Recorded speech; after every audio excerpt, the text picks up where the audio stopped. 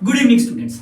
आज के टॉपिक पढ़ेंगे image formations due to concave mirror. तो भैया समय को बर्बाद नहीं करते, टॉपिक को शुरू करते हैं।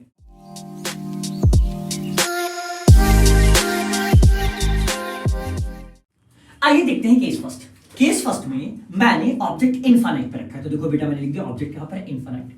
अब इनफाइनाइट से रे ऑफ लाइट आई और रे ऑफ लाइट किसके पैरेलल है? प्रिंसिपल एक्सिस के। शुभम सर ने प्रीवियस वीडियो में बताया था, जब भी ray of light principal axis के पैरेलल होती है तो भैया कहां से पास होती है? फोकस से। तो देखो यहाँ गई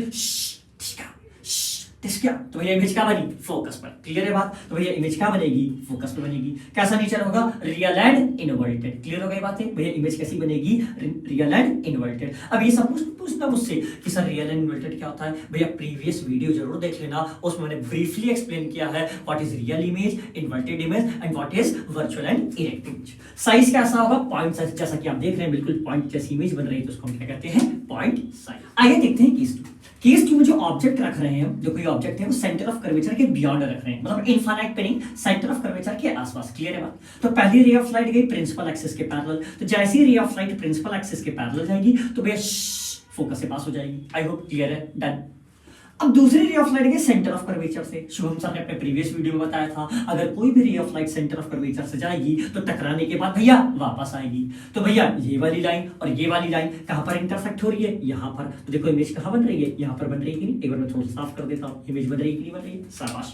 तो ऑब्जेक्ट कहां पर है? Beyond C. चलो बताओ इमेज कहां बन रही है? सी एंड एफ के बीच में। अरे हाँ Shubham sir, between C and F. Nature कैसा है? Real and inverted. देखो ये सीधी है और ये उल्टी है, तो भैया हो गया रियल एंड इनवर्टेड। साइज बताओ क्या है? Smaller than object. ये बड़ी है और ये छोटी है, तो जो भी इमेज बनेगी वो हमेशा कैसे बनेगी? Smaller than object. देखिए मैंने ऑब्जेक्ट कहां पर रखा हुआ है? सी पर। क्लियर हो गई बात है? इस केस में देखना ऑब्जेक्ट भी रखा है सी पर और इमेज भी बनेगी सी पर, पहले से ही लिख लो।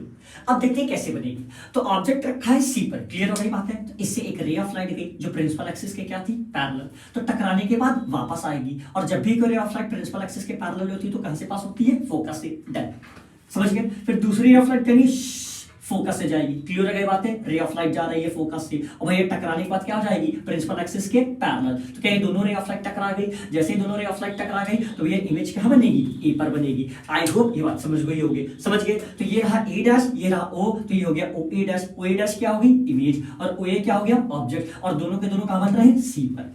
इसलिए देखो क्या लिखा है? Object C, image C, nature real and inverted, size equal to object. ठीक, आई होप आपको समझ में आया। आइए देखते हैं केस फोर्थ। क्लियर हो गई बातें? केस फोर्थ में हम अपना जो ऑब्जेक्ट रखेंगे वो कहां रखेंगे? सी एंड एफ के बीच में। तो जैसा लिखा है ऑब्जेक्ट मेरा रहेगा सी एंड एफ के बीच में। डन। परफेक्ट। अब एक रे ऑफ लाइट जाएगी प्रिंसिपल एक्सिस के पैरेलल, तो कहां से पास हो जाएगी? फोकस से। समझ गए कि नहीं है? अब एक रे ऑफ लाइट कहां से पास करेगी? फोकस से। समझ गए कि नहीं? जैसे ही फोकस से पास करेगी तो भाई वो प्रिंसिपल एक्सिस के क्या हो जाएगी? पैरेलल।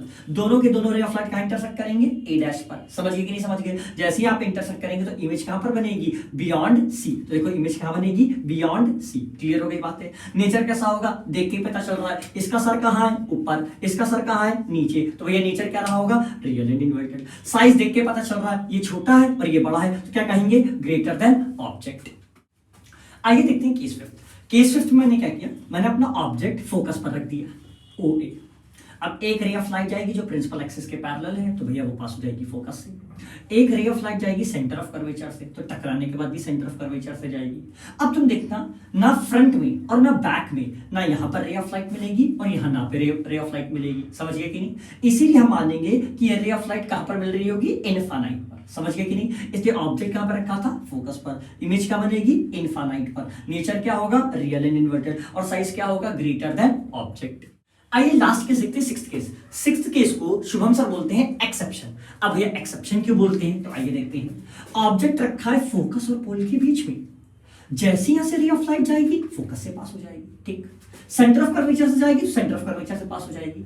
तो मिरर के फ्रंट साइड पर तो कभी नहीं मिलेगी, लेकिन हम एज्यूम करेंगे कि बैक साइड पर कहीं मिल रही है। तो बैक साइड पर कहां मिल रही है? यहां पर मिल रही है, ओ डैश ए डैश। इसीलिए इमेज कहां मिल रही है? मिरर के पीछे, मतलब कि बिहाइंड या बैक साइड। क्लियर हो गई बात है? कैसी मिल रही है? देखो इसका सर कहां है भैया? ऊपर। इसका सर कहां है? ऊपर। इसलिए क्या लिखा? Virtual indirect.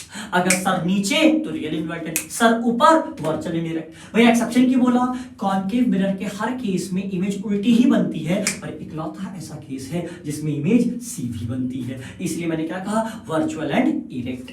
साइज कैसा होगा भैया, देख के पता चल रहा है ये छोटा है ये बड़ा है, इसलिए greater than object. I hope आपको सारे केसेस बहुत आसानी से समझ में आ गए होंगे।